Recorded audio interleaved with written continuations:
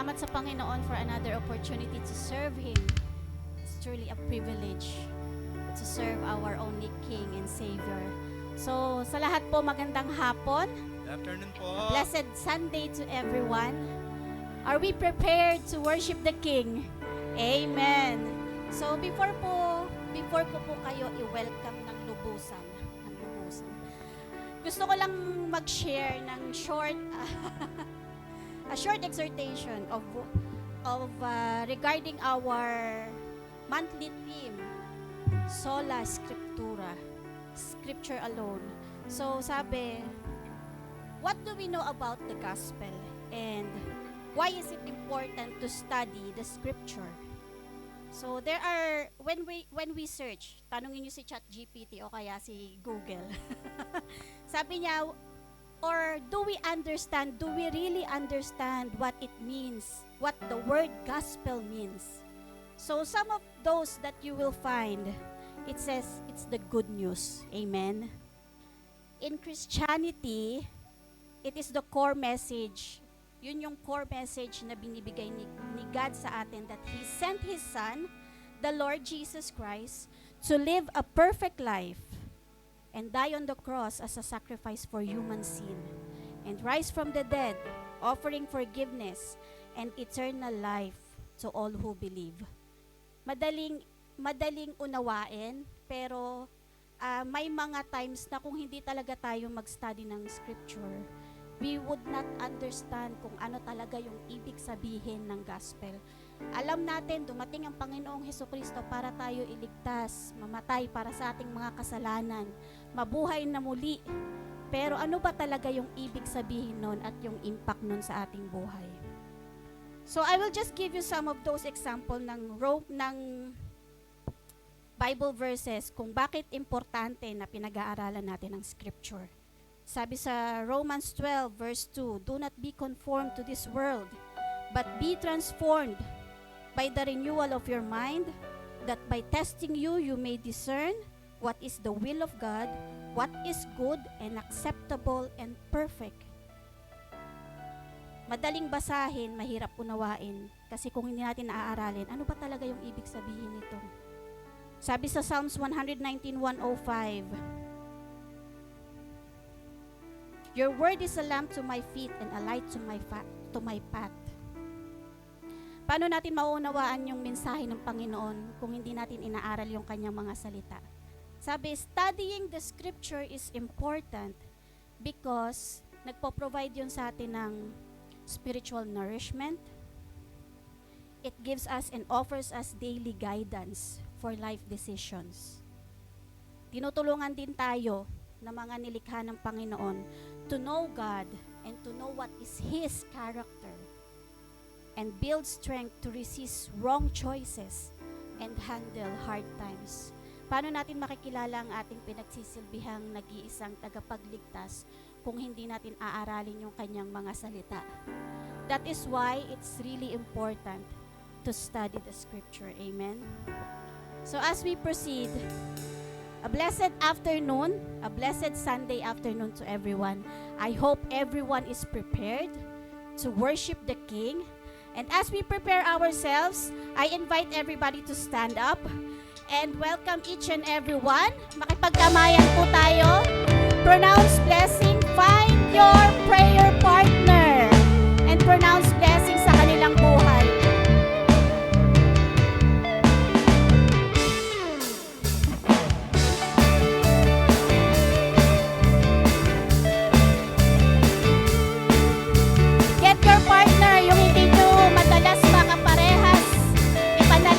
Po ang kanilang buhay.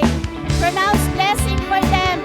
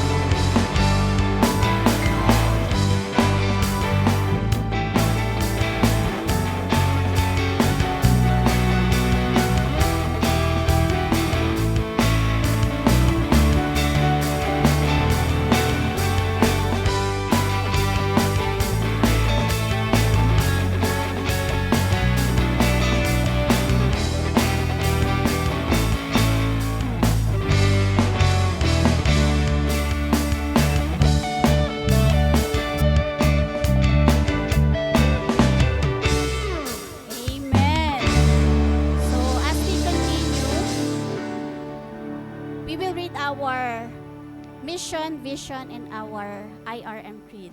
As I read, you read with me, pakilakasan po yung ating mga boses. Binabasa natin para sa Panginoon. Amen? So we read, mission.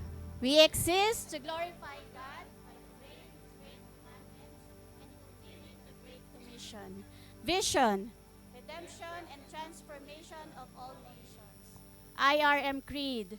I worship God, the great I am, Redeemer and Master, who values my faithfulness as He expects humility and integrity in all my words and deeds. I belong to a church that exists to love God above all and share His love with others.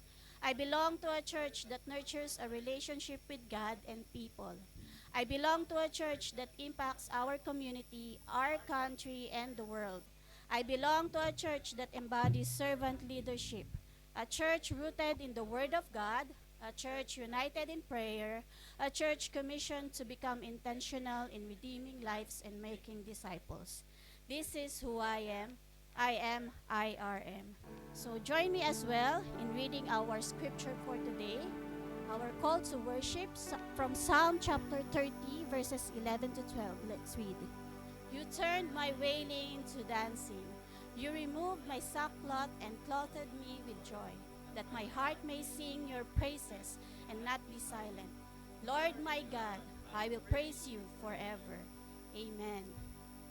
So let us pray.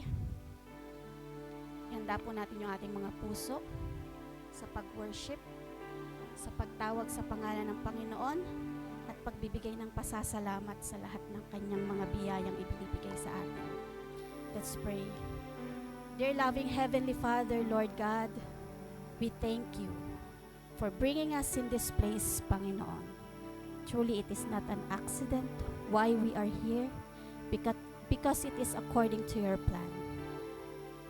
Father, today we ask for forgiveness of all our sins and cleanse us, Panginoon, that you can purify our hearts. And we thank you, Father, for allowing us to experience your love, allowing us to experience your grace and your mercy. Salamat, Panginoon, dahil ikaw ay tapat, ikaw ay mabuti, ikaw ay dakila. At Panginoon, ngayong hapon, alam namin na dinala mo kami dito na may pusong handa na magpuri sa iyo at itaas ang pangalan mo. Truly that you are the God who is faithful. You are the God who deserves all our highest praises, glory, and adoration. We thank you, Father, for giving us the greatest sacrifice, your only Son, the Lord Jesus Christ, whom has given us the freedom through the salvation that is given to us, Panginoon. We thank you, Father God, for our lamb team. Anoint them, Panginoon. Use our worship leader and our instrumentalists, our vocalists, to use their skills and talents that you have given to lead this congregation in worshiping you and lifting up your holy name. Ngayong hapon, Panginoon, itinataas din namin sa iyo ang aming magiging speaker. May he deliver your words according to what is written in the Bible, according to what the Scripture has given unto us. We believe that the Bible is your final authority and the complete Word of God that you have given. Salamat, Panginoon, sa mga truth ng iyong mga salita. We thank you and that you are keeping your promises to us according to the Bible, according to the Scripture. And we thank you for the gospel, for the good news of salvation. Ikaw ang aming tinataas, Panginoon, ngayong hapon at sa araw-araw ng aming buhay.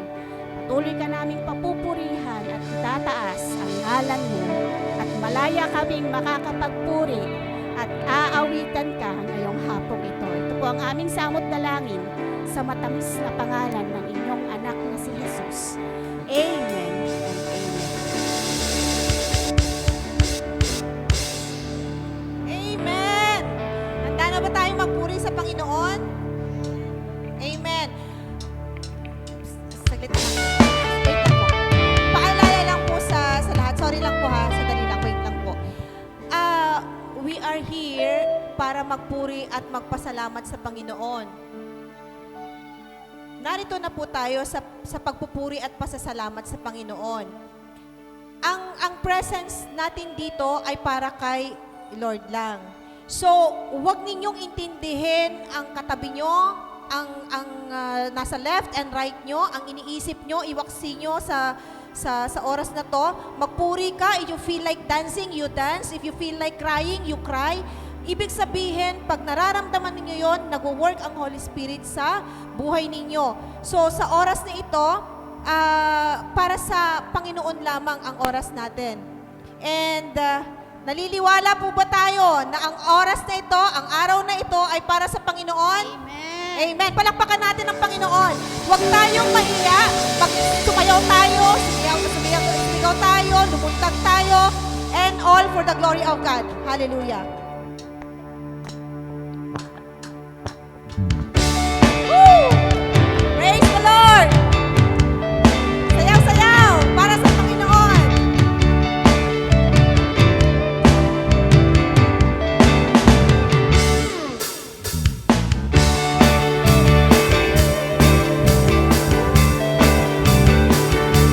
Woo! Hallelujah! Yes, Lord!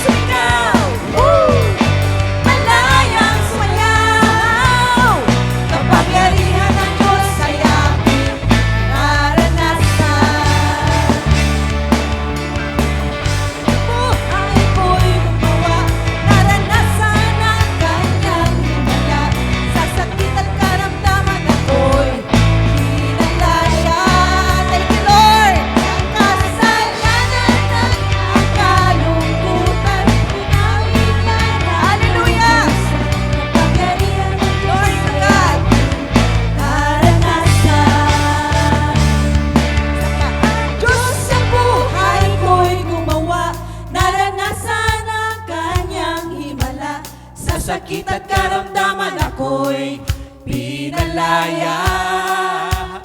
Ang kasalanan Yes, Lord. Yes, hallelujah. Glory to God, O Lord. Thank you for the freedom, Lord. Salamat po sa kalayaan. ang Diyos sa buhay ko'y gumawa. Maranasan ang kanyang hingala. Sa sakit at karamdaman ako'y pinalaya. Ang kasalanan at kalungkutan, pinawi niya ng lubusan. Kapangyarihan ng Diyos ay aking naranasan.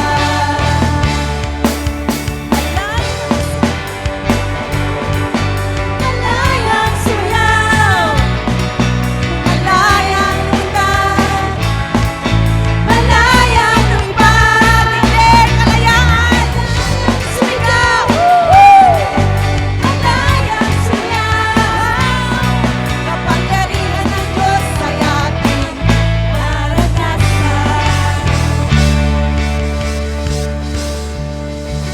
Palakpakan natin ang Panginoon. Napalaya ba tayo? Amen? Amen. Hallelujah. Tunay nga na napakabuti ng ating Panginoon sa lahat ng circumstances ng buhay natin. Hindi ibig sabihin na Christian tayo, we are exempted sa lahat ng mga trials. But the only difference that we've had is that kahit sa gitna ng pagsubok, sa gitna ng mga matitinding iniisip natin, worries and everything, nananatili tayong kalmado sapagkat ang presence ng Panginoon ay nananahan sa buhay natin. Thank you, and sa susunod na awit natin para sa Panginoon, namnamin natin ang bawat words. Lagi kong ipinapaalala na ang bawat awit natin ay serenade sa Panginoon. May it be, gawin natin itong personal na pagharana sa Kanya, sa kabutihan ng Panginoon.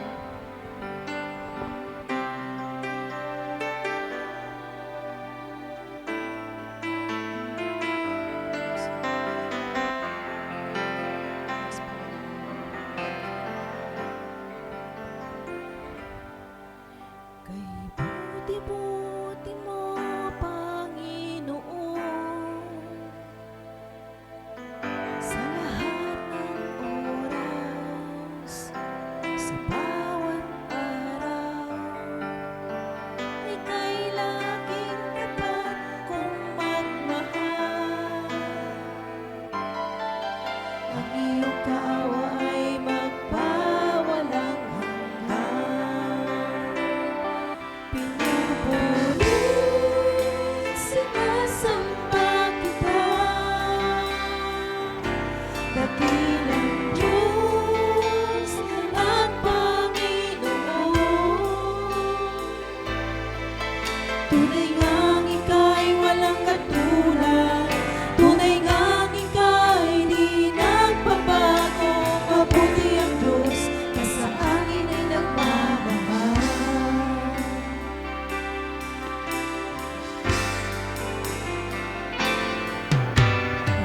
Buti-buti mo, Panginoon. Yes, Lord God.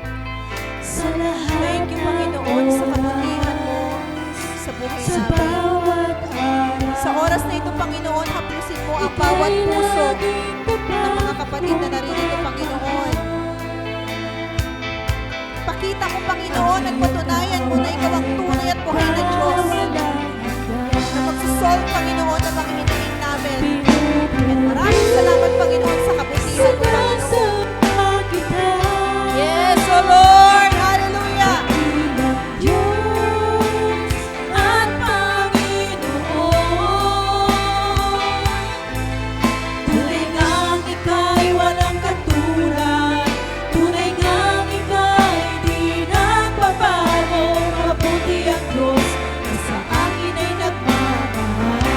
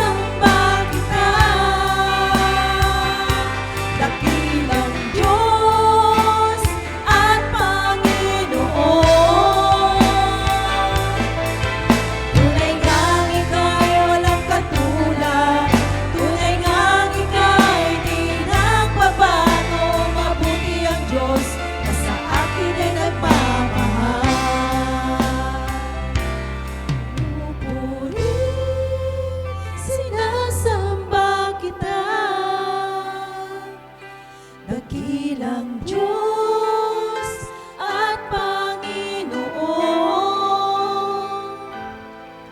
Tunay ngang ika'y walang katulad, tunay ngang ika'y di nagbabago. Mabuti ang Diyos na sa akin ay nagmamahal. Mabuti ang Diyos na sa akin ay nagmamahal. Hallelujah. Palakpakan natin ang Panginoon. Minsan pa, iparamdam natin sa Panginoon kung gaano ang pasasalamat natin. Dahil wala naman tayong ibang lalapitan kundi siya lang eh. The true and faithful God in our lives. Hallelujah. Hallelujah. Thank you, Lord God. Salamat po, Panginoon. Ikaw lang ang pag-asa ko, tanging ikaw ang buhay ko. Sino? Jesus. Kahit ako'y nangangamba, basta't ikaw ang kasama, panatag na. Yes, Lord. Ikaw lang ang sasambahin, paligid man ay magdilim, Jesus. Kahit may suliranin man, meron kang aawitan, ikaw lamang. Kahit kailan, di ka nagkulang, biyaya mo sa akin laging laan. Pag-ibig mo sa akin walang hanggan, inibig mo ako paman.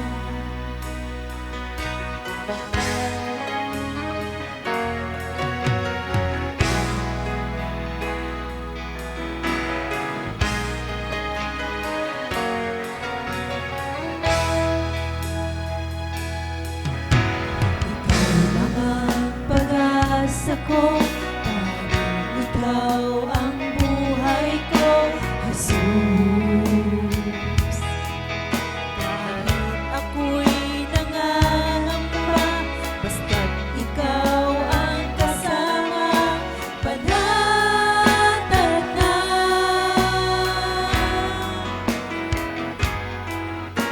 Ikaw lang ang sasambahin, paligid man ay magdilim,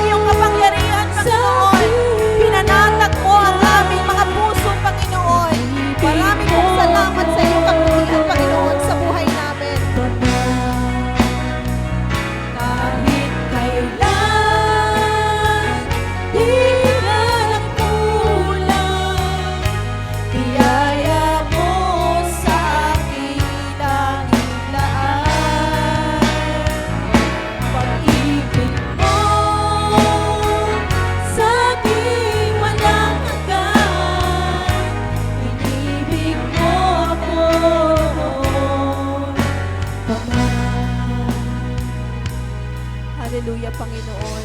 Marami pong salamat, Lord God, sa kabutihan mo. Napakabuti mo, Panginoon. Kami pinalaya mo. Ang kabutihan mo, Panginoon, ay pinakita mo sa buhay namin, Panginoon. Hindi mo kami iniwanan, Panginoon, sa lahat ng laban ng aming buhay. At alam namin, Panginoon, ang bawat isa dito sa tahanan mo, Panginoon, ay hindi mo pa uuwiin na hindi mo sasagutin ang mga panalangin, Panginoon. Ibubuhos mo ang pagpapala sa lahat ng aspeto ng aming buhay, Panginoon.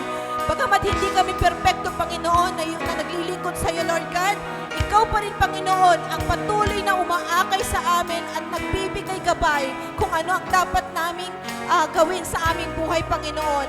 Patuloy naming itinataas ang pangalan mo, Panginoon. Ikaw ang tunay at buhay na Diyos. Marami pong salamat, Panginoon, sa kabutihan mo sa aming buhay, Panginoon. Glory to God! At lahat ng ito ay tinataas namin sa pangalan ni Jesus. Palakpakan natin ang Panginoon. Palakpakan natin ang Panginoon. Hallelujah. Hallelujah. Thank you, Lord. Thank you, Jesus. Thank you, Holy Spirit. Makakaupo na po tayo.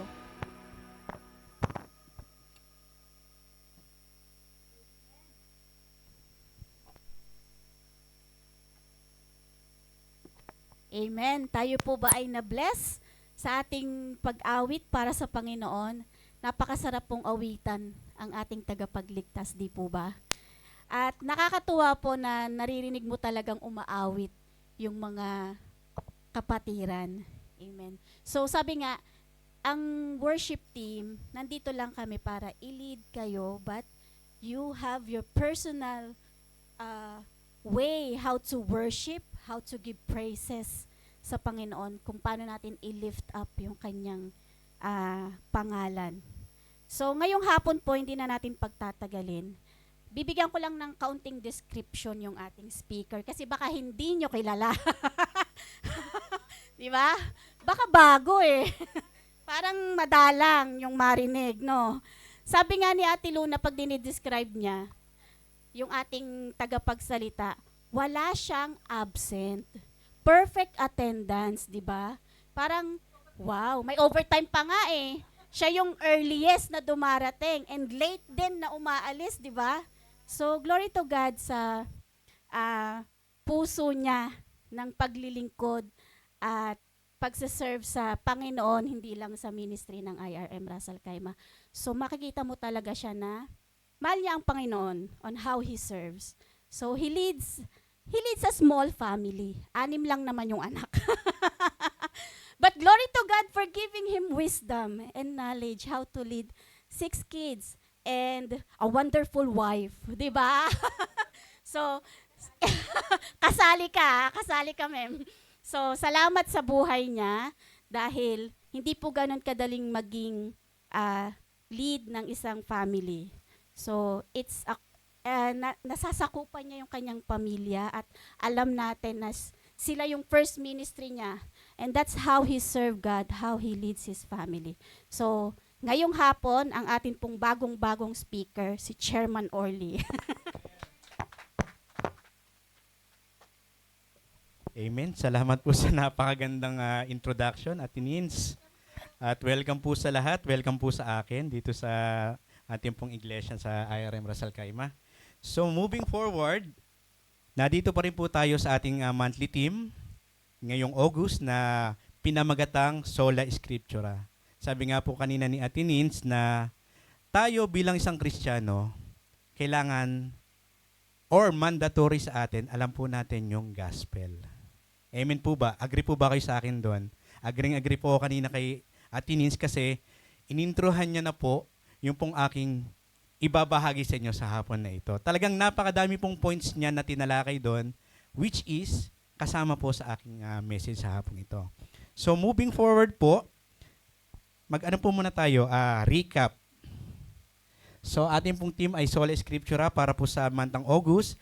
At nung August 2 po, ibinahagi po sa atin ng ating Pastor Jonathan, ay entitled, Why Scripture Alone? So bakit nga po ba tanging yung Scripture lamang ang ating dapat na pagbasihan? Sabi po dito, the Scripture is inspired by God, is inerrant or free from any error, is infallible, never wrong, never making mistakes, or incapable of failing, is sufficient and it is the final authority. Nabanggit nga po kanina ni Atinins na yung pong salita ng Diyos, ito po yung final authority natin bilang isang mga Kristiyano. Amen po. At pinag-uusapan po natin dito ay scripture. Ano nga po ba yung scripture? Sabi po ni Google, sabi po ng Atinins, check po daw sa Google eh. Sabi po dito, it is a piece of writing or collection of books. Kaya marami po tayong books sa Bible that people view as holy, sacred, and deeply important. Mahalaga po ba ang every book sa Bible? Amen. At sabi pa rin po dito,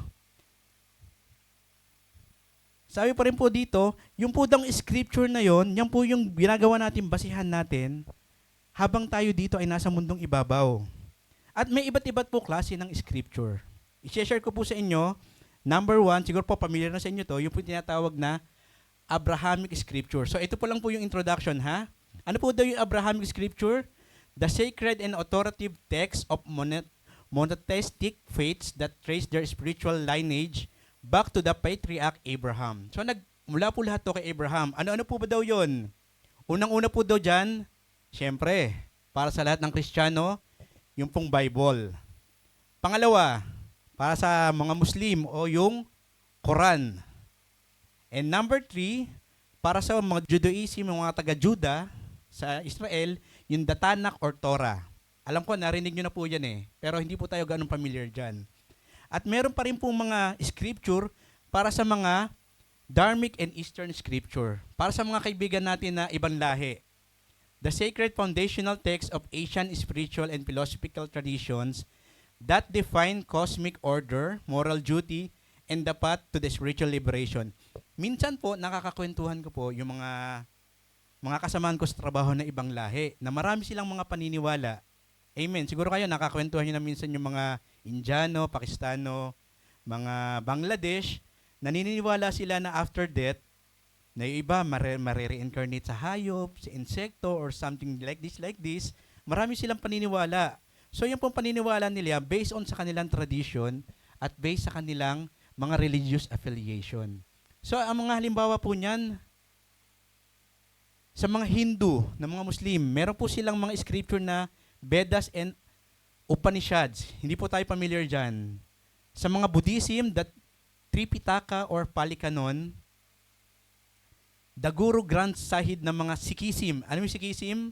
Yung mga mga Punjabi, mga Sikh, yung mga Indiano na may taklobang ulo. Sikh, ang tawag sa kanila. At ang huli, yung mga Taoism, the Tao Te Ching. So, yan po yung mga iba't ibang scriptures maliban sa Bible, Quran at Tanaka. Pero sa hapong ito, dahil tayo po ay Kristiyano, syempre, pag-uusapan po natin tungkol sa Bible. Amen. Sino po dito ang familiar sa Bible? Sino po dito may Bible? Mga soft copy ng Bible, mga Bible app, meron po tayong lahat niyan. Sabi po dito, Bible ang pag-usapan natin. Ano po daw ang Bible? It is the supreme and final authority for faith and practice. Ito po yung karaniwan na pinagtatalunan dyan eh. Not church tradition or human leader. Kasi marami po sa atin ngayon, maraming denomination, maraming mga group of Christians na nagtatalo-talo patungkol sa Bible or patungkol sa grupo nila. Na kung saan, sino yung magaling, sino yung tama, sino yung mali. Pero hindi dapat ganun eh. Kasi sabi nga dito, yung Bible, it is our basis and reference as a Christian. Agree po kayo? Wala po tayo ibang reference sa buhay na ito bilang isang Kristiyano, kundi yung Bible na pinaniniwalaan natin. Ano pa po yan? It is a holy book. Hindi po siya basta-basta book, ha? Kaya po minsan nababanggit ng ating mga pastor, dapat yung Bible natin hindi natin pinapaagiwan sa bahay. Kaya sabi nga, Kuya Orly, wala na po kami physical Bible, e-apps na lang, e-Bible na lang. Yun nga ang pagiging problema natin. Minsan, kahit e-Bible, hindi natin nabubuksan kasi busy tayo sa social media, sa SOCMED. Mas matagal pa yung ating ginugugol sa SOCMED kasa sa e-Bible. So alam nyo na po yan. It is a holy book, collection of sacred writings referred to the holy scriptures of Christianity. Definitive or authoritative guidebook. Ano po siya? Our Bible is our guidebook on a specific subject. So, marami pong pinaggagamitan ng Bible, hindi lamang po sa pag-aaral ng salita ng Diyos. Applicable din po yan sa pang-araw-araw natin. Naniniwala po kayo doon? At bali sa pag-aaral, lagi po nating binabanggit na kailangan meron pinanggalingan. Yung term Bible po daw, it comes from the Latin word Biblia. Kaya may Biblia tayo na word.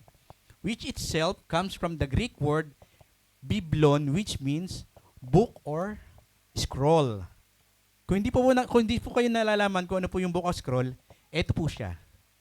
Siguro nakita niyo na po yan na nag-aaral po kayo nung high school or college. Ito po yung tinatawag na scroll, yung parang lumang kasulatan na naka-scroll, nakatupi. So yan po yung book or scroll na tinatawag. At yung pangkaraniwan po na siyempre tayo mga nasa Gen Z yung edad natin, di ba? Dapat daw may meaning ang Bible eh. So popular backronym of Bible. Alam na alam niya ng karamihan sa atin. Ano 'yon? Basic instructions before leaving earth. So, yan po yung karaniwan na itinuturo ng mga teachers at preachers. Yan yung dapat ginagamit natin as a life guide natin habang nandito tayo sa lupa. Ang tanong, talaga bang yung basic instruction na yan ay ginagamit natin? Or alam natin? Or tinatry natin na i-apply sa ating buhay? So, kayo na lang po makakasagot nun. Kasi nabanggit din po yan, kahit nung Old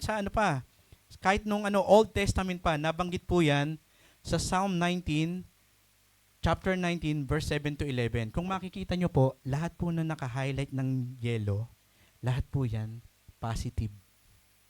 Wala pong negative dyan.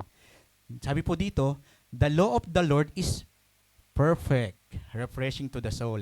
The statutes of the Lord are trustworthy, making wise the simple. The precepts of the Lord are right, giving joy to the heart. The commands of the Lord are radiant, giving light to the eyes. The fear of the Lord is pure, enduring forever. The decrees of the Lord are firm, and all of them are righteous. They are more precious than gold. So, mas mahal pa siya sa ginto, than much pure gold. They are sweeter than honey from the honeycomb. By them, your servant is warned. In keeping them, there is a great reward.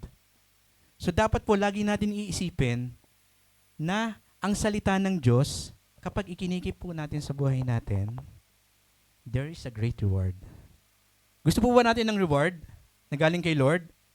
O gusto lang natin pagpapalo galing kay Lord? Siyempre, gusto natin ng reward galing kay Lord. At sabi din po sa New Testament, sa Acts chapter 17 verse 11, now the Bereans were of more noble character than the Thessalonians, for they received the message with great eagerness and examined the scriptures every day to see if what Paul said was true. So, yung mga Bereans po daw, ikinumpara sila sa mga Thessalonians na yung ugali daw ng mga Bereans. Ano ba yung Bereans? Ito po yung mga Jewish and Greek residents sa ancient city of Berea na inano po siya, kumbaga ikinomen siya ni Apostle Paul na meron daw silang noble character, eagerness to hear the gospel. Sabi nga po dito, with great eagerness. Kumbaga talagang gigil na gigil silang pag-aralan ng salita ng Diyos. Talagang sabik na sabik sila. Nabanggit ko nga po na minsan ibinahagi sa atin ng mga pastor na meron lugar sa China na talagang yung mga tao doon dahil hindi sila nararating ng salita ng Diyos. Kumbaga, ano yung China eh? Hati siya sa mostly communist. So yung mga tao doon talagang uhaw na uhaw sa salita ng Diyos. So ganun din po yung mga Bereans with great eagerness at they examine the scripture every day para mapatunayan nila na yung sinasabi ni Apostle Paul ay totoo. Dahil ano ba yung sinasabi ni Apostle Paul? Ang sinasabi ni Apostle Paul, ang salita ng Diyos ay totoo. Amen. Hindi po nagsisinungaling ang salita ng Diyos. Kaya, yun nga po yung nagiging basihan natin bilang isang mga Kristiyano. So, sabi pa rin po dito, ngayong hapon, ang pag-uusapan po natin, syempre, ay tungkol sa salita ng Diyos. At ang title po ng aking message hapong ito, Living to the Potter's Blueprint. So, ating pong text ay matatagpuan, simpo, sa 2 Timothy, chapter 3, verse 16 to 17. So, sama-sama po natin basahin. Ready? Begin. All the scripture is God-breathed and is useful for teaching, rebuking, correcting and training in righteousness, so that the servant of God may be truly equipped for every good work. Amen. So pagpalain po ng Panginoon ang pagkabasa ng kanyang mga salita. So ngayon pong hapon na ito, familiar po ba kayo sa mga nagde-develop ng lupa? Kumbaga, lalong-lalo sa mga nakatira sa atin dito sa probinsya. Kasi sa amin po sa Cavite, karamihan po doon sa mga agricultural land, ginagawa na po nilang subdivision. Kumbaga, hindi na po nila tinatamnan, binibili na po ng mga malalaking kumpanya para gawing mga residential at commercial. So, sa Pilipinas po, familiar po ba kayo sa Ayala Land, sa SMDC or yung SM Development Corporation? Mga malalaki yan, mga SM. So, alam naman po natin ng SM. At Mega World Corporation. So, ayan po yung tatlong industry sa Pilipinas na kung saan ginagawa nilang residential, commercial, yung mga urban landscape sa Pilipinas. Gayon din dito sa UAE, marami po tayong mga real estate developer, di ba? Sa Dubai, kilala po natin yan, yung MR Properties. Siguro pag magta-travel tayo sa papuntang Dubai, halos lahat ng building doon nakasulat MR. Yung iba, Damak Properties. Yung iba naman, Aldar Properties. Yung iba, Nakhil Properties. So ito po yung apat na mga malalaking developer companies sa Pilipinas, sa UAE. Pero ngayong hapon, ano po ba yung common sa mga developer na ito? Hindi sila makakapag-construct ng kahit anong establishment, mapa-road yan, mapa-building, kung ano mga itatayo nila nang wala silang blueprint. Ganun po ba kahalaga ang blueprint sa mga engineer tsaka sa mga architect? Napakahalaga po yan. Diyan po nagsisimula ang lahat. Di ba po, Ate Luna? Tatrabaho sa construction. Kung walang blueprint, walang matatayo na kahit anong gusali. Amen po. Kaya sa hapong ito, pag-usapan po natin, blueprint in a Christian's life. So tayo bilang isang Kristiyano, meron po din tayong mga blueprint. So, nung binabasa ko po ito, naalala ko po yung sabi ko po kanina sa Pilipinas, SM, yung SM Development Corporation. So, yung pong acronym ng ituturo ko ngayong hapon na ito, ay may acronym po na SMDC.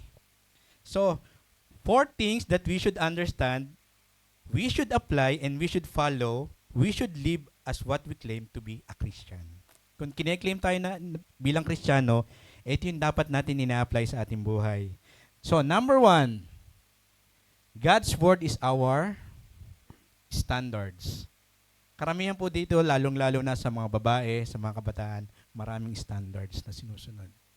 Siyempre, sa mga babae niyan, yung mga, halimbawa, wala pang asawa, mga single, yung mga standard niyan, gusto ko, pogi, gusto ko, mayaman, tall and handsome, ganyan yung laging ganyan bukang bibig ng mga datingan mga standard natin sa buhay, mga standard sa pananamit. Ayaw natin dating magsuot ng mga walang tatakless, binili lang kung saan gusto, Benz, Polo, basta mga branded. Kahit sa mga cellphone, sa mga accessories, kailangan may tatak. Kasi pag nakita dati ni classmate, nakakahiya. Gusto natin mga sapatos natin, siyempre, branded pa din, di ba? Kaso ang problema, hindi naman tayo pinanganak na mayaman.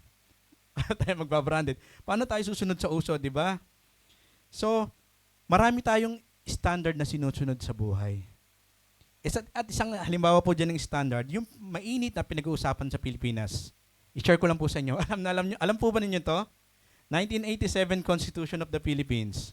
So, ito po yung sinusunod natin na batas sa Pilipinas as a standard. So, alam na alam po yan ng mga abogado. Di ba? Walang kahit na anong batas na silang pagbabatayan, kundi yung Constitution ng Pilipinas under 1987. Meron dating Constitution 1939 something, pero ito na po yung latest. So, walang makakalusot dyan. Yan po yung current Supreme Law na sinusunod natin sa Pilipinas. Kaya pilit po nilang, minsan, binebend nila yung law. Siguro narinig nyo na po yun sa mga balita, no? Bend the law. Pero ang Pilipino po ngayon, mulat na sa katotohanan. Kasi lahat yan, binabase nila sa konstitusyon. At meron pa tayong mga standard na sinusunod sa mga nagtatrabaho sa atin dito sa mga company. Siguro, lalong-lalo na sa mga nagtatrabaho dito bilang QC. Alam na alam po natin to. ISO. Sino po nakakalam ng ISO? Narinig nyo siguro. So po yun yung International Organization for Standardization, which focus sa mga industrial, commercial, and technological benchmark. Ito po, narinig nyo na. IEC or regarding po siya sa mga electrical, electronic, and related technologies. At yung isa pa po, ITU, mga specialized siya sa mga information and communication technologies. So ito po yung mga standards na ginagamit natin sa ating mga pangkabuhayan. So ano pong relation niyan sa ating pag-uusapan ngayong hapon? Ang relation po niyan, kasi tayo bilang Kristiyano, lahat tayo nag-a-agree na ang standard natin ay ang Biblia. Tama po ba? Which is, ito yung nagtuturo sa atin ng absolute truth. Ano ba nakukuha natin sa Biblia, sa salita ng Diyos? Yung katotohanan. Kaya marami sa atin ngayon sa Pilipinas, nagtatalo-talo. Ano ba talaga yung katotohanan? Marami nagsasabi ganito, maraming nagsasabi ganito. Pero ngayon, pag-uusapan natin, ano ba yung katotohanan na yan? The absolute truth, it originates from God's unchanging character. Hindi nagbabago ang Panginoon. Marami nga tayong kanta sabi, ang Panginoon ni Abraham, ni Isaac at ni Jacob, ay same God that we have this time. At same God na meron in the future. He is unchangeable God. At ang objective niya is to serve as eternal authority.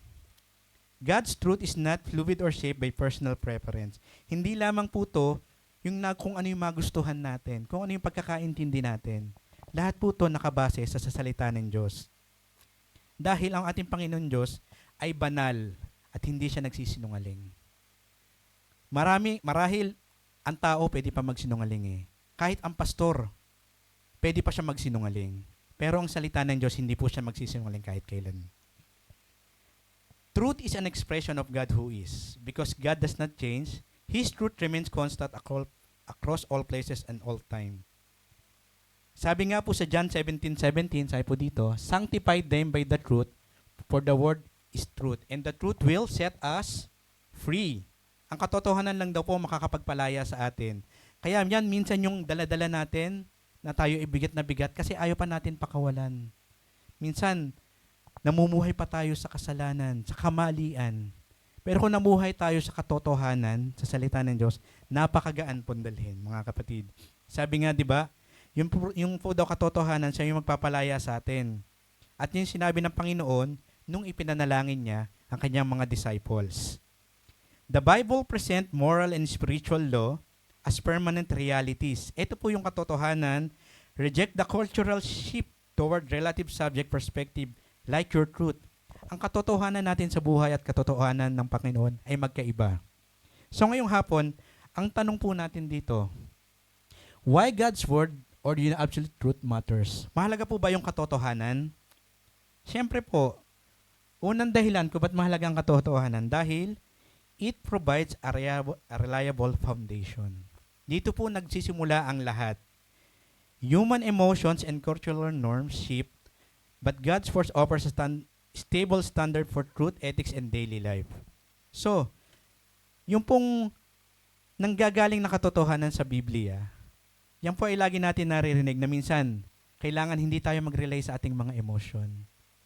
Isang example dyan kapag tayo ay nagkakantahan, kapag tayo ay na-touch ng kanta, yan po ay dala ng ating emotion.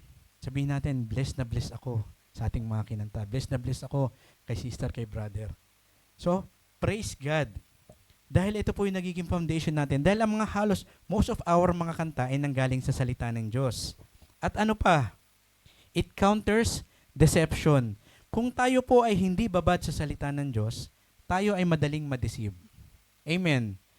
Maari po sa atin dito, marami sa atin nakarinig ng mga prosperity gospel, marami nakarinig sa atin ng mga nagtuturo ng mga magagandang balita lamang, magagandang matatamis na salita.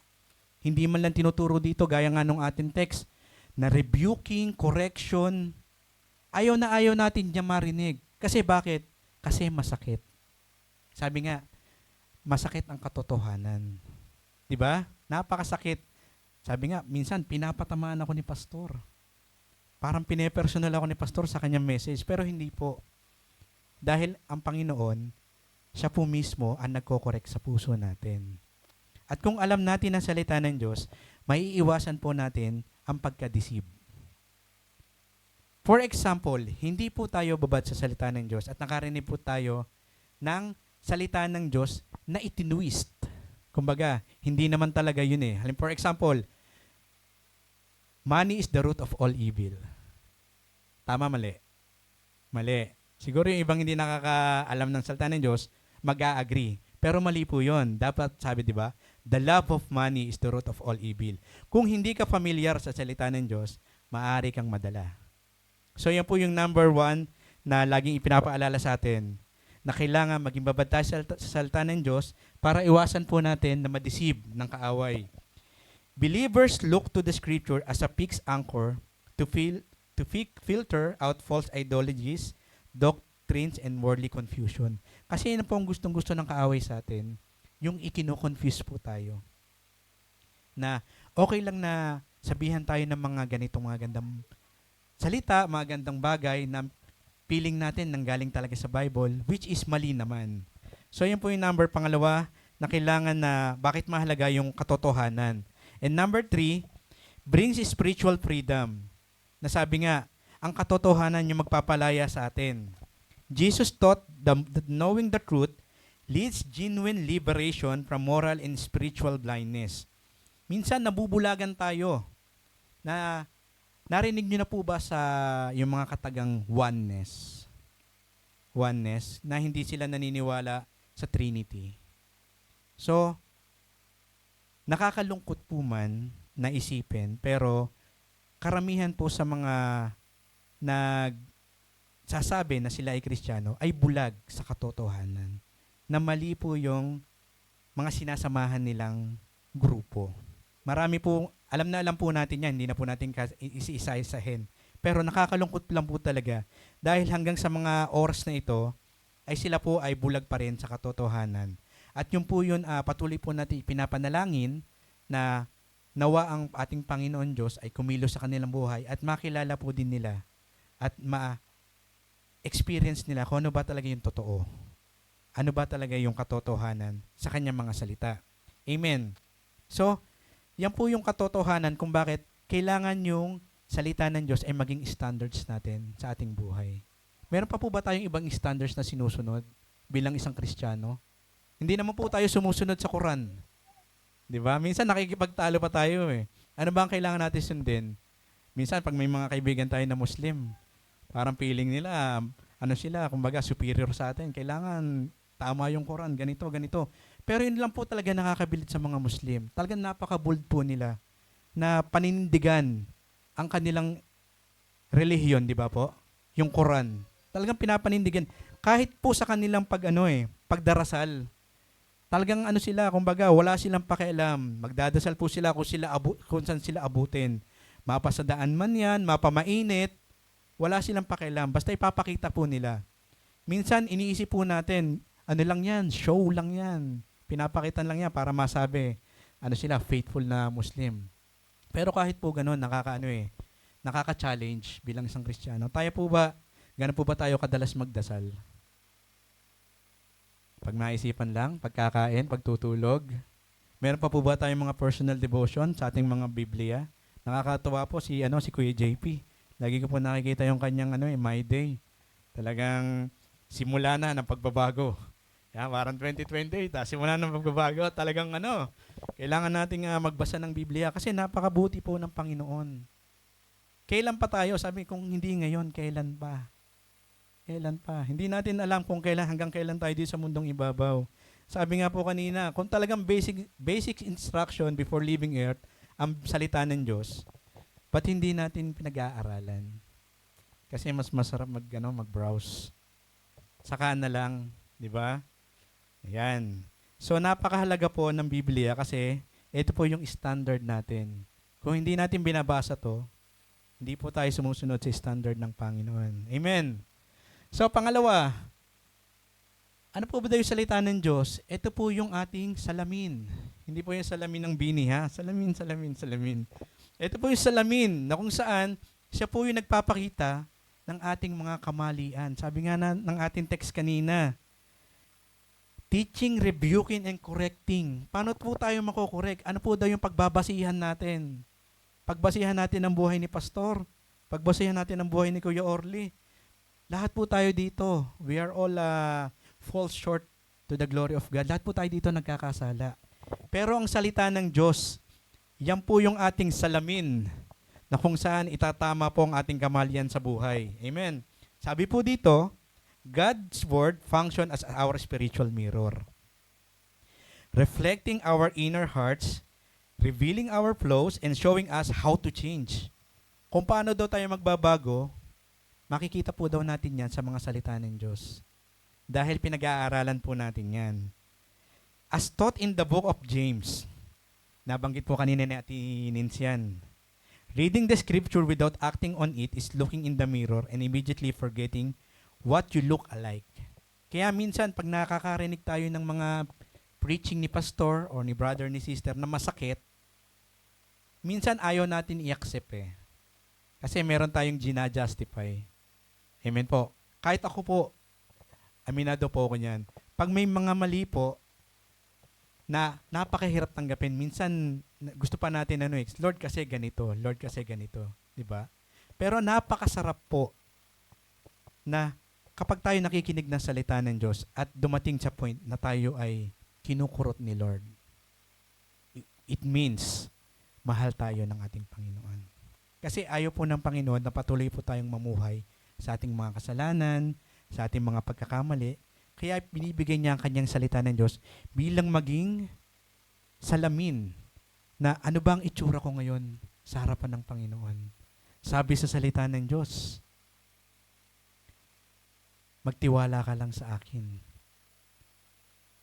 Hindi kita pababayaan. Napakarami pong mga pangako ang Panginoon. Napakarami pong mga pangangaral ng Panginoon.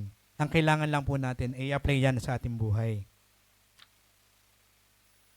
At bilang salamin, ito po yung nagre-reflect sa ating mga inner condition.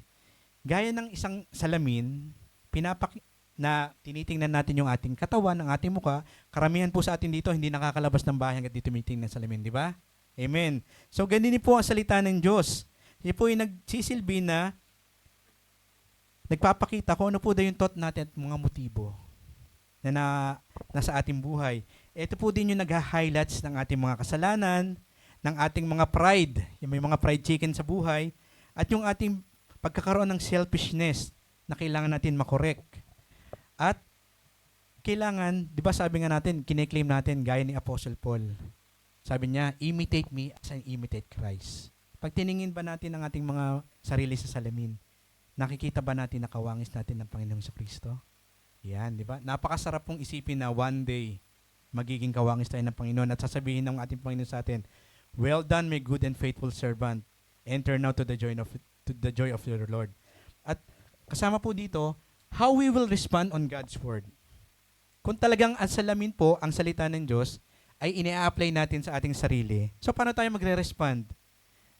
Number 1, do not just hear. Sabi nga, kapag tayo ay nadito sa loob ng simbahan, asamin po natin na tayo ay magamit ng Panginoon, na hindi lamang po tayo taga-upo. Kasi dati po, yan po yung ayaw na ayaw ko yung nung kabataan po ko. Ayaw na ayaw ko po nung gagamitin sa simbahan. Gusto ko, pupunta lang ako doon para umupo, makinig. After nun, aalis na. Ayoko nung napapagod ako. Ayoko yung nai-stress. Gusto ko yung parang easy life lang. Di ba? Napakasarap po nun. Wala ka nang ginagawa. Upo ka lang. Makikinig ng salita ng Diyos. Relax. Mamaya, uuwi na.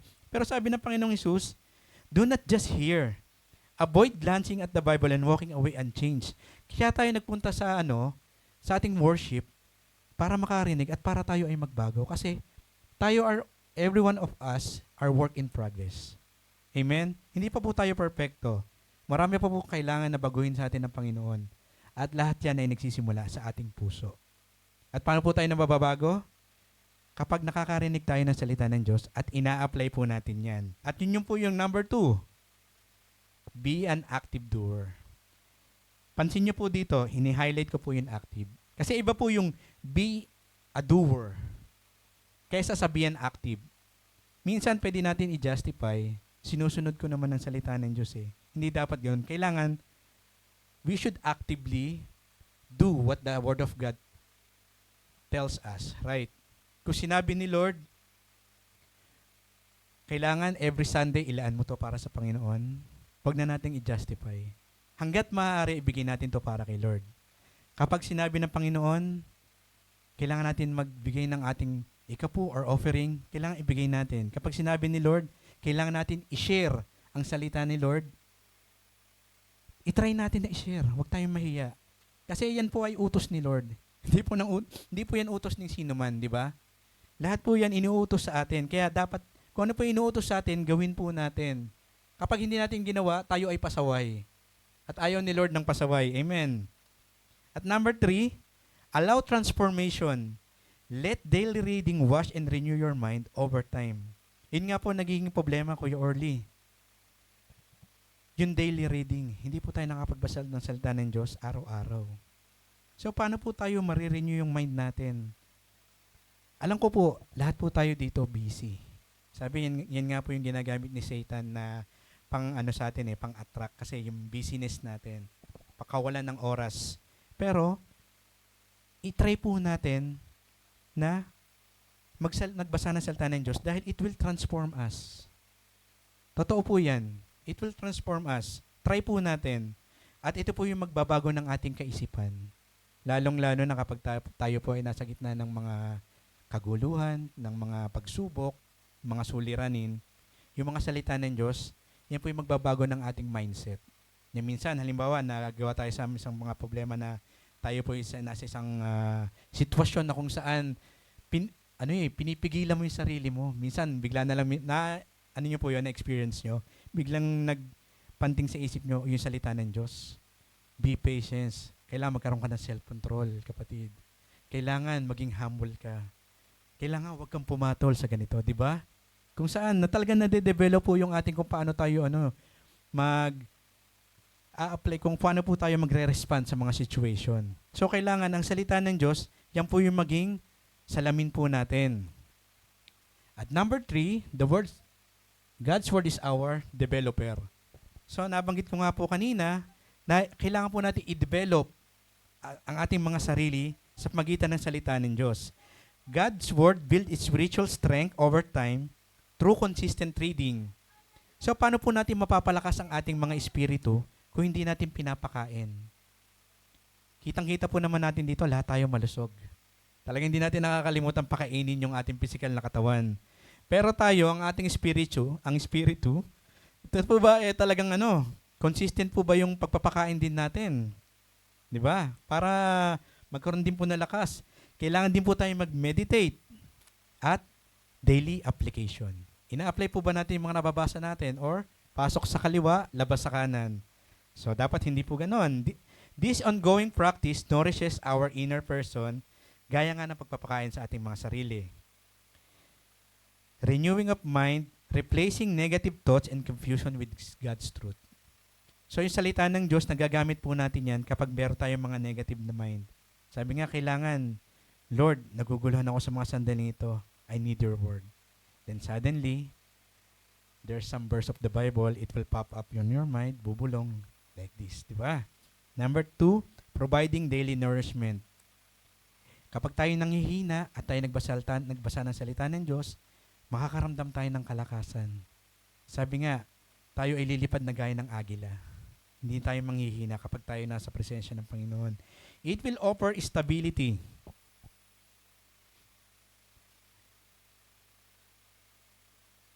It will offer stability. Kumbaga, para tayo mga halaman na kung saan itinanim natin malapit sa batisan.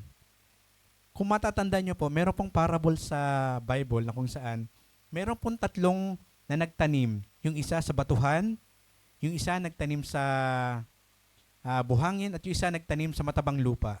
So, ganun po din yung pag-accept ng salita ng Diyos na kung tayo po ay babad sa salita ng Diyos, tayo po ay hindi basta-basta madadala sa mga difficult season ng ating buhay. Meron tayong panghahawakan. Kung wala po tayong kaalam-alam sa salita ng Diyos, madali lang po tayong madadala sa agos ng buhay. Lalong-lalo na kapag tayo dumadaan ng pagsubok. Talagang napakahirap po ng buhay.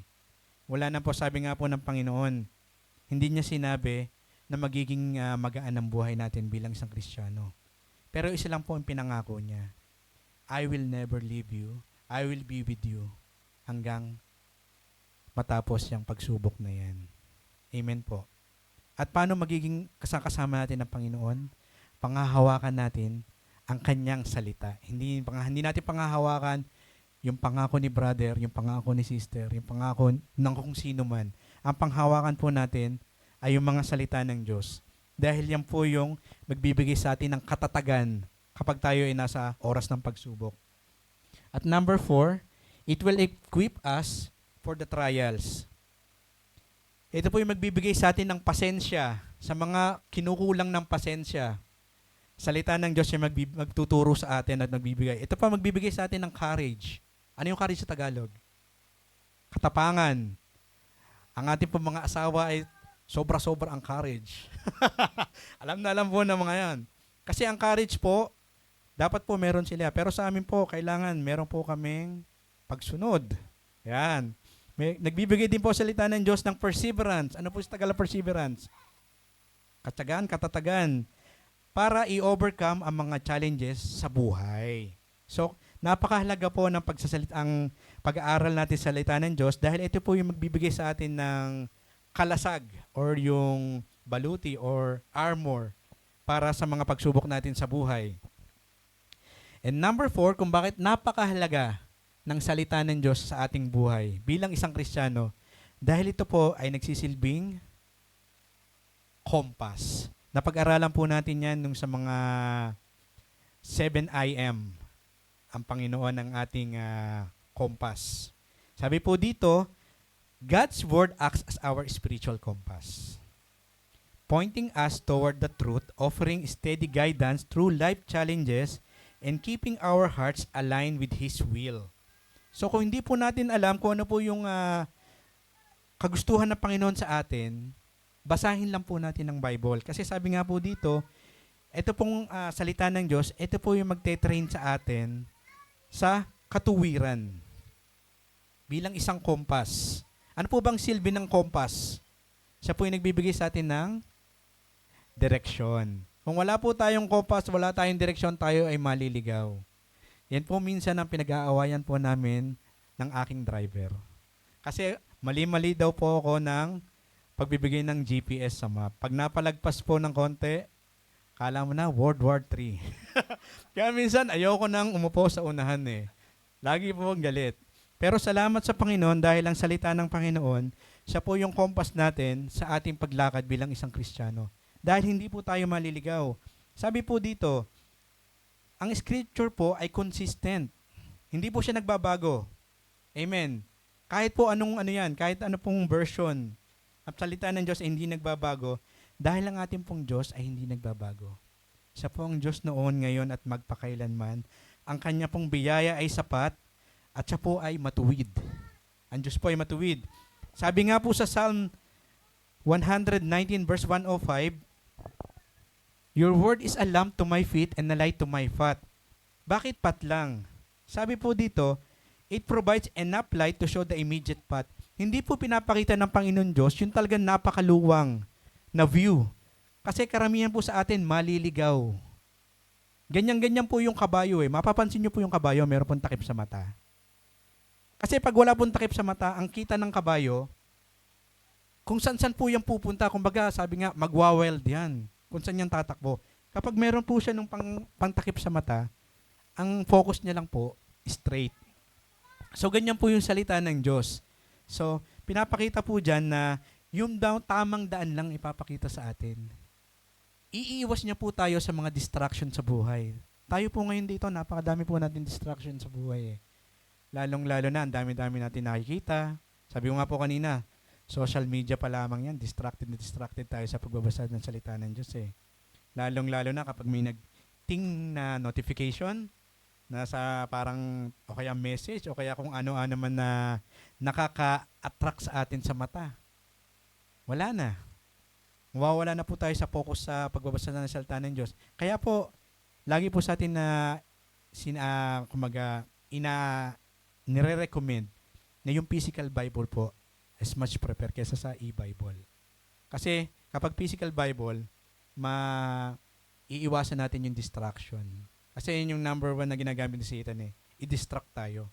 Lalong-lalo na feel natin magbasa ng salita ng Diyos. Lord, sisimulan ko ngayong araw na itong aking araw sa pagbabasa ng salita ng Diyos. Kaso, biglang nag-ting, Facebook. Ting, Instagram. Ayun na. Wala na. Lord, tinamad na. So, yun po. Kaya, ang salita ng Diyos, kailangan focus lang tayo doon. At sabi nga po sa ating sa ating text na 2 Timothy 3:16, ginagamit po to para hindi po tayo mag-wander. Gaya ng mga tupa, yung pakalat-kalat. Ang salita ng Diyos, ito po yung ginagamit niya para makorek yung ating mga dadaanan. Ano po ibig sabihin ng wander? Traveling from place to place with clear no plan, fixed destination, or specific purpose. Kapag hindi po natin alam ang salita ng Diyos, hindi po natin alam yung purpose po natin. Amen? Ano po ba ang purpose natin bilang isang Kristiyano? Ang purpose natin bilang isang Kristiyano ay ibahagi ang salita ng Diyos sa mga hindi pa nakakaalam nito. Yan po yung number one na trabaho natin. Amen. Ibahagi ang salita ng Diyos sa mga hindi pa nakakaalam nito. At yung mga practical step on how to follow God's Word. Paano po daw natin i-follow? Mga practical lang to. Napakadali lang. At kung susundin po natin to, ay malaki po may tutulong sa atin. Practical na practical po. Read the Bible daily. Lagi po natin i-highlight yung read in daily. Kasi ang pagbabasa ng salita ng Diyos ay hindi po dapat yung maisipan lamang. Kailangan, sabi nga kay Kuya JP, talagang encourage kailangan talaga magbigay tayo ng oras. Kung nagbibigay tayo ng oras sa ibang bagay, dapat more pa na magbigay tayo ng oras sa pagbabasa ng salita ng Diyos. Number 2, meditate and apply. Kailangan natin i-apply yan. I-apply natin yan sa ating pang-araw-araw na pamumuhay at sa ating mga desisyon. Amen. And number 3, seek alignment. Use times of prayer and scripture study to surrender personal anxieties and let God adjust our direction. So, paano natin i-align ang buhay natin kung hindi natin binabasa ang salita ng Diyos at hindi natin ini-apply sa ating buhay? Amen. Kaya every one of us here, magpo-promote na po ko, lahat po tayo ay invited po sa ating everyday prayer meeting. Amen. So, inaasahan po namin na madadagdagan po ang bilang sa mga intercessors sa ating mga prayer meeting. Sa mga available lamang po. Sa mga available na wala naman pong conflict. Kaya, yan pong as a summary, ito po yung 4 na bagay na kung saan ang pamumuhay sa blueprint ng ating Panginoon ay napakahalaga. Ang pagbabasa ng salita ng Diyos ay dapat bigyan natin ng halaga. Una, yung pong salita ng Diyos ang nagsisilbing standards po natin as a Christian. Sabi dito, God's Word teach us the absolute truth. Wala pong ibang katotohanan. Ang katotohanan ay matatagpuan lang po natin sa salita ng Diyos. Pangalawa, God's Word is our mirror. Ito po yung sumasalamin sa atin bilang isang Kristiyano. Ito po, God's Word points out our wrongs. Diyan po natin makikita yung kamalian natin. Minsan po, wag na po nating i-justify. Diyan po tayo tinuturuan ng Panginoon para wag po tayo mag-rely sa sarili natin at wag po tayo magkaroon ng pride. Kailangan, yung salita ng Diyos, yan po yung mag-mirror, mag-reflect ng Panginoon kung ano tayo sa harapan ng Panginoon. Number 3, God's Word is our developer. Ano ba kailangan i-develop? God's Word builds our spiritual strength over time. Hindi po tayo basta-basta lamang lalakas, gaya ng mga bodybuilder. It will takes time. Anong klaseng time? Time sa pagbabasa ng Biblia, time sa pagme-meditate, at time sa pag-a-apply at pagsasabuhay nito. And number 4, God's Word is our compass. Ibig sabihin yan, God's Word show us the right path. So kung hindi po natin alam ang salita ng Diyos, tayo po ay maliligaw sa ating paglalakbay dito sa mundong ibabaw. Diba? Laging nabanggit na tayo ay manlalakbay lamang dito sa mundong ibabaw. At ang ating final destination ay in heaven. Kaya kailangan natin ng kompas para hindi tayo maligaw. Amen? So, salamat po sa pagkabasa ng kanya sa mga salita. Tayo po'y manalangin. Hallelujah. Lord, kami po ay nagpupurit nagpapasalamat sa hapong ito, Panginoon, sa patuloy na pagbibigay mo sa amin, Lord, ng inspirasyon, Panginoon, ng inyong mga salita, ang inyong scripture, Panginoon, ang tanging standard namin, Panginoon, sa aming pamumuhay bilang isang Kristiyano, na walang ibang standard na kami susundin, kundi ito po lahat ay nakarelay lamang sa inyong mga salita.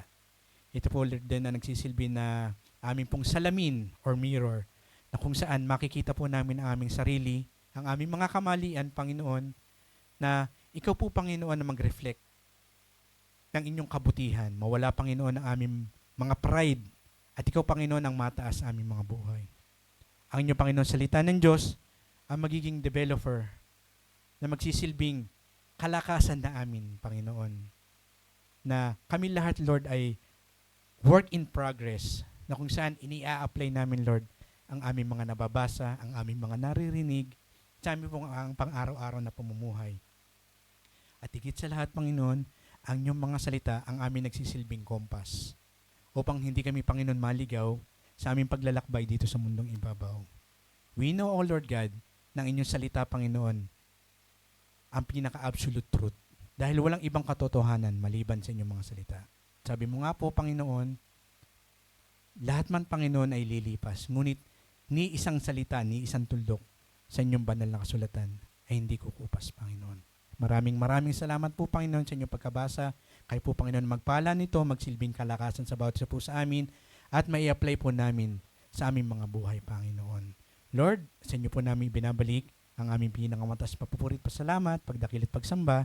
Ito po ang aming samot dalangin sa pangalan ni Jesus. Amen and amen. To God be the glory po, mga kapatid.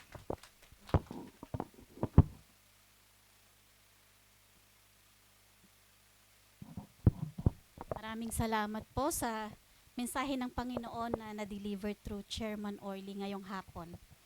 So as we move on to our worship through giving, I hope you would take time to listen before you give your tithes and offering this afternoon. So nabasa ko yung isang shared post ni P. Jao. Actually, it's really a good point nung in-explain. Yung question doon, sabi, required ba ang tithing? So, mamaya ko na to makinig muna kayo. Sabi dito, required ba ang tithing? So, we live in a world of grace, but it doesn't mean that we should abuse this grace given by God. May mga nagsasabi din na yung 10% is required from the book of law, from the old times, from the Old Testament. At may mga nagsasabi, hindi naman required yung 10% ngayon. So, ang ibig sabihin ba, sabi dito nung shinare ni Pastor na post, so, ibig sabihin ba kahit magkano lang basta bukal sa puso? Pwede naman. Pero hindi rin ganun kasimple. Yes, sabi sa 2 Corinthians 9:7, which is very popular, God loves a cheerful giver. Pero hindi gusto ni Lord na nagbibigay tayo because napipilitan, nauobliga, natatakot, because baka ma-judge tayo ng mga kasama natin na, ay, bakit yan lang yung binigay natin? Na para lang masabing nakapagbigay. Pero hindi ibig sabihin na walang kinalaman yung amount, which is true. In 1 Corinthians 16, chapter 16, verse 2, sabi niya, set aside a sum of money in keeping with your income. Or sa other version, on the first day of every week, each of you is to put something aside and store it up as he may prosper, so that there will be no collecting when I come. Kapag nare-receive ba natin yung mga salary natin, una ba nating iniisip na, Lord, this amount that I set aside is for you. Because I love you. Because I serve you. Because I serve the King who provides everything that I need. Ibig sabihin, may connection yung giving at kung magkano yung ipinagkakatiwala natin sa Panginoon. For example, kumita ka ng 10,000 dirhams in 1 month. Halimbawa, na-increasean yung sahod mo into 10,000. And you would just give 50 dirhams for your tithes. Pwede mo bang sabihin na bukal naman sa puso ko yan? Pwede ba? Let's just meditate on that question. Pwede ko bang sabihin generosity ito? Or yes, some of us are struggling and some of us are may mga pinagdadaan ng financial struggle, sabihin na natin. But it's not every time na lagi tayong may financial struggle and kailan ba natin fully maisosurrender kay Lord yung ating mga finances? I don't mean to judge anyone here. I'm just speaking of the truth, what the Bible say. And surely that the Lord will bless us kapag dumating tayo dun sa point na nasolusyonan na natin yung mga financial difficulties natin. Because hindi rin naman gusto ni Lord na nagbibigay tayo ng 10% natin when we are in debt. Kung may mga pagkakautang tayo, may mga obligasyon tayo sa labas. Because the Lord understands and He is so much gracious. And we know that there will be a time na darating tayo dun sa panahon na we can freely and we can generously give what is from our heart. Regardless of the amount. Maybe some of us are giving more than 10% of what we are earning. Not because wala tayong mga personal obligations, not because wala tayong mga personal na pangangailangan, but the Lord will give us a time where we can be generously giving to our church, to our ministry. Kasi kung minsan, yung amount na binibigay natin, nagpapakita yon kung gaano tayo kawiling maging generous. Because most of the times, there are people na kahit walang-wala, or kahit na ito na lang yung natitira, 20 dirhams na lang yung natitira, Lord, hati tayo, tag 10 dirhams. Because this is what I can give at this moment. 'Di ba? Kung iisipin nyo, makakauwi kaya ako dun sa 10 dirhams, pero Lord, tag 10 dirhams tayo. That is what we meant by generously giving. On the other side, may mga taong maliliit yung income, pero they are generously giving ng may sacrifice at may trust sa Lord. Kaya yes, God cares about the heart, but the amount also reveals the heart. Hindi para gawing judgmental or legalistic yung giving. Hindi para i-judge yung tao base sa amount kung magkano yung naibigay. Pero, pinapaalala din na ang generosity hindi lang nasa intention, nakikita rin sa action. Kaya, hindi lang yung tanong nga daw ay bukal ba to sa puso ko, kundi makikita ba sa pagbibigay ko na surrendered din ang pera ko kay Lord. Yung 10% surely it will help as a starting point or benchmark. Or some of us, as for my experience, hindi po ako, nung naging Christian ako, hindi po ako talaga tither, hindi po ako giver.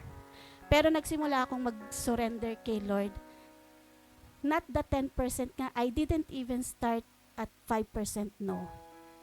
But as I discipline myself, as the Lord disciplines me, and as He explains to me, giving 10% of your tithes is very important, and it will show how you love serving Him and how you have trusted Him with your finances. Kaya yung goal natin dito, hindi lang ma-hit natin yung 10%. But yung goal is magkaroon tayo ng pusong generous, faithful, at surrendered kay Lord. It doesn't really matter how much the amount is, but it matters of what your heart is saying and how your heart surrendered it to the Lord and how you have trusted Him with your finances. Sabi nga, God looks at the heart, but what we do with our money often reveals what is happening in our hearts. In summary, sabi doon, giving should be generous and sincere. So now, I will challenge you to give your tithes and offering.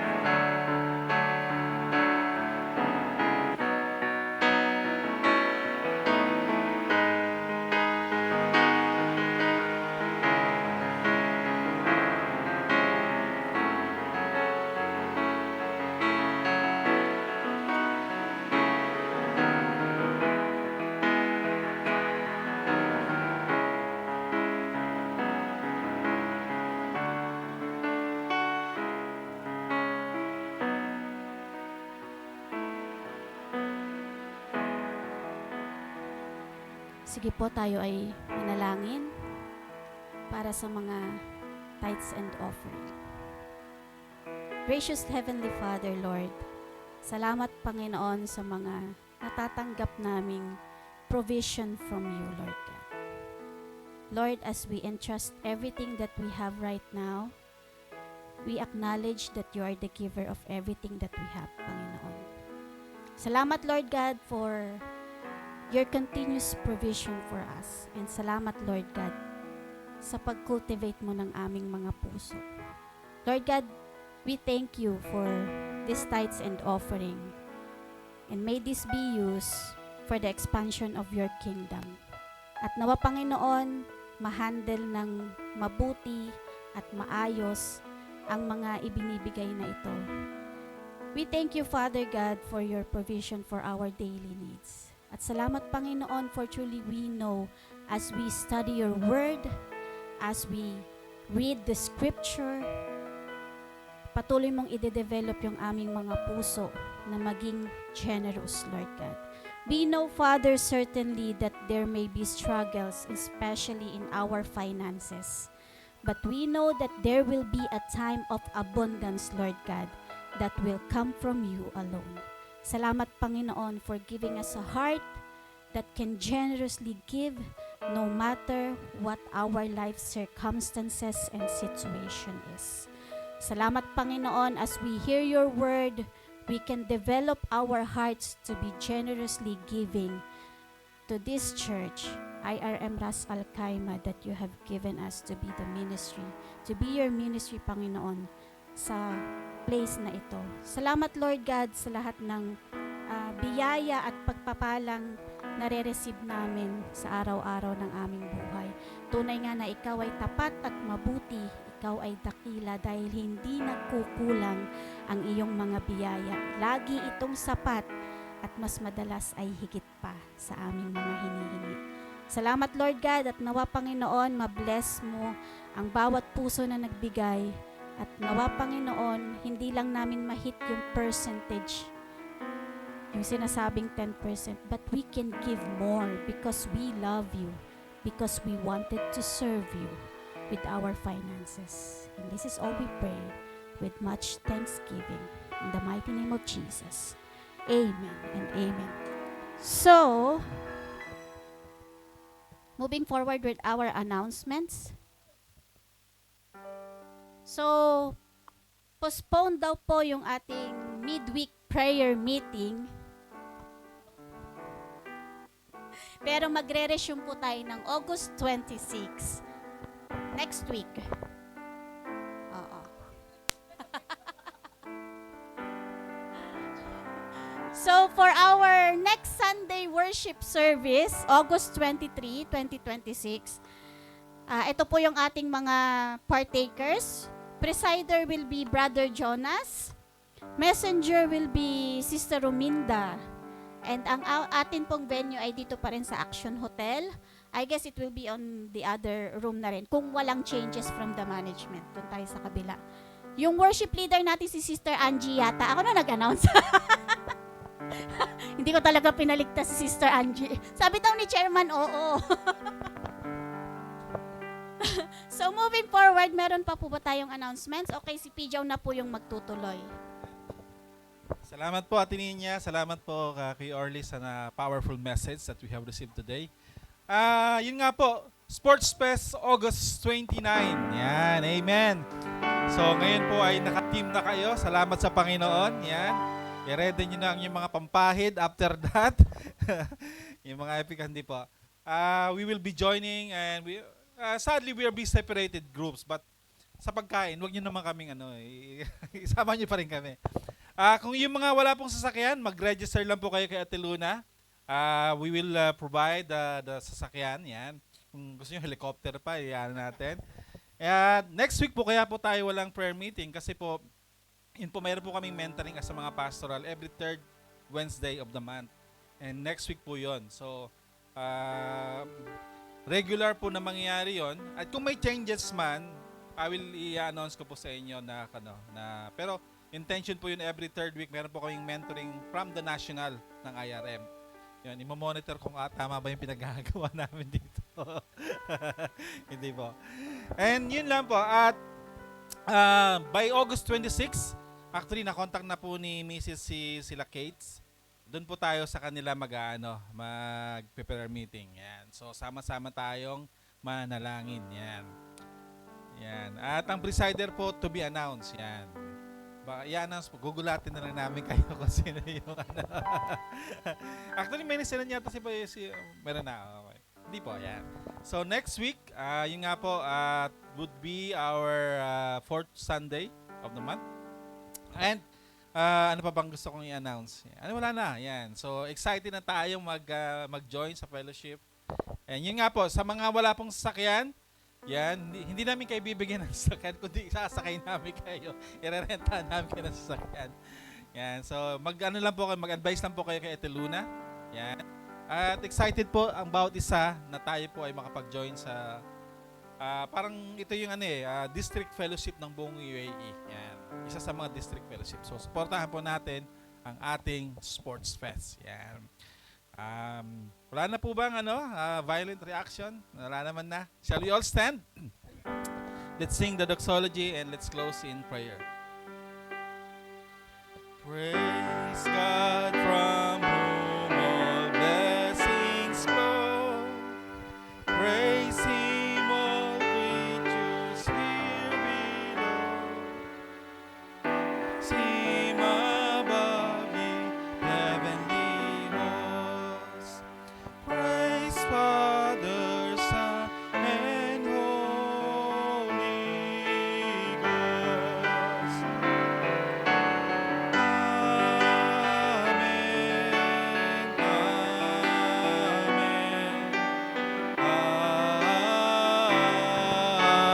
Amen. Marami pong salamat, Panginoon, sa amin pong natapos na gawain ngayong hapon, Lord. And as we listen to your word, Lord, it reflects, Panginoon, yung mga mensahe ninyo sa amin, Panginoon, that your word is our standard. It will develop our inner self, our personality as a Christian, Panginoon. It is our mirror, Panginoon, na makita namin yung sarili namin, Lord, kung paano namin ito iaayos through your word, Lord. And your word is our guiding post, Panginoon, our compass, Panginoon. It gives a clear understanding and direction kung paano kami lumakad bilang Kristiyano, Panginoon. Marami po salamat, Panginoon, that indeed, Lord, na kung wala po yung salita nyo, Panginoon, yung wala po yung holy word nyo, Panginoon, wala rin pong mangyayari sa buhay namin, Panginoon. We will be in loss. We will be in danger, Lord. But thank you, Lord, dahil, Panginoon, ang salita nyo, Panginoon, ay talaga po, Panginoon, binless nyo ito upang maging kagamit-gamit. Hindi lamang mula noon, Panginoon, ngunit hanggang ngayon, Panginoon, at sa darating na panahon, Lord, your word will remain powerful, intact, Panginoon, Lord. At wala pong mababawas dito, Panginoon. Ito hindi magbabago, but it will transform lives. It will transform us. Maraming pong salamat, dakilan Diyos, sa mensaheng ito sa aming buhay. And for another week, Panginoon, we pray that you would continue to protect us. We pray that you would continue to guide us with your word. We pray, oh God, that you give us a heart that is ready, Panginoon, na kausapin kayo lagi in our devotion, in our quiet time, Lord. We spend time of searching your word, meditating on it, praying unto you, Lord, asking your guidance, Panginoon. Because sa pamamagitan lamang nito, Panginoon, ang buhay namin ay lalago. Ang spiritual life namin, Panginoon, ay lulusog, lalakas, Lord. At hindi kami matitinag, Panginoon, dahil kami ay nourished, puno ng iyong mga salita, Panginoon. Maraming po salamat, dakilan Diyos, for your faithfulness sa amin. Panginoon, to those who are searching for job and praying for another opportunities, Lord, we claim, Panginoon, yung wonderful things na ginagawa niyo, Panginoon, behind the scene, Lord. I pray, Lord, that yung mga bagay na inihahanda niyo po sa aking mga kapatid dito, Panginoon, i-lead niyo po sila doon sa mga tamang company, Lords, na inihanda niyo po sa kanila, Panginoon, sa bawat isa amin. We pray for also for the work of our hands, Panginoon, sa aming mga trabaho, that you would bless this, O God. At through us, Panginoon, magiging channel kami ng iyong pagpapala, Lord. And through us, Lord, they will see your glory. They will see Christ in our lives, Panginoon. At hindi po ba kami, Panginoon, magiging katisuran, but Lord, we will be people who is willing, Panginoon, to pray for someone, maging asin at ilaw kami sa sanlibutan ito, Lord. Lord, kung ilan sa amin ay nanghihina, Panginoon, sa mga kabigatan at maraming problema, Panginoon, na dumarating, Lord, I pray that you would strengthen our faith, Panginoon. And I pray, Panginoon, that you would give us strength, Lord, and assured us, Lord, that even though in the hardest moment, in the most difficult times of our life, Lord, you are there. You never leave us. You are always with us, Panginoon. Wag po namin isipin na nag-iisa kami, but there is always God who look after us, who watch over us, Panginoon. Lord, I pray for our church. Maraming po salamat, O Diyos, sa mga taong ginagamit niyo, Panginoon. I pray, Panginoon, na marami pa kami ma-raise up na leaders of people, Panginoon, who are willing to serve. A people, Panginoon, who is have a heart to serve you with joy and gladness. A church that's not, Panginoon, not only focused with our personal things, Panginoon, but also for other people also, Panginoon. A church that is generous, Panginoon. Maraming po salamat, Lord. We pray for another week, Panginoon, of your sustaining grace, another week of your faithfulness. Maranasan namin ito, Panginoon, sa bawat oras, sa bawat minuto, sa bawat araw na darating, Panginoon. Lord, the life may be difficult, but Lord, you are greater than this. What we are facing right now may be heavy, Panginoon, and challenging, but Lord, through you, we can overcome this, Panginoon. The joy of the Lord is our strength. Maraming po salamat, dakilang Diyos. Purihin ka, sambahin ka, at duwalhatiin ka sa iyong mga planong magaganda para sa amin, Panginoon. Even, Panginoon, sa buhay, Panginoon, na dinidevelop nyo, inaayos nyo sa amin, Panginoon. Lord, give us a humble heart to surrender and to obey all your commandments sa aming mga buhay. We entrust to you our lives. At ngayon, mga kapatid, malaya po nating tanggapin ang napakamayamang biyayang pagpapala ng ating Amang Diyos. Ang kapayapaan na nagmumula sa Kanya, ang pag-iingat at paggabay sa ating mga buhay.